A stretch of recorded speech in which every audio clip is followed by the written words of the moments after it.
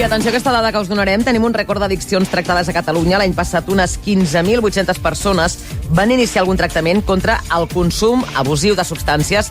És la xifra més alta des que el Departament de Salut centralitza aquest servei. L'alcohol concentra gairebé la meitat dels casos. El tractament contra l'addicció a la cocaïna va ser el segon més demanat, una quarta part del total. El va seguir els tractaments contra el cànnabis amb un 14% del total. Pel que fa a l'heroïna, un any més va registrar un mínim històric. El director de l'àrea de drogues de l'Associació Benestar i Desenvolupament, Josep Rovira, i analitza per aquest programa, pel Matí de Catalunya Ràdio, aquest rècord de tractaments per addiccions al país. En un context social on hem vist augmentar malestars emocionals com la vulnerabilitat social, a Catalunya tenim un 25% de població en risc de pobresa, els processos d'ús problemàtic com d'addicció en drogues se'ns fan avui més presents. No podem oblidar que els factors socials tenen una relació molt directa en els nivells de salut de la població.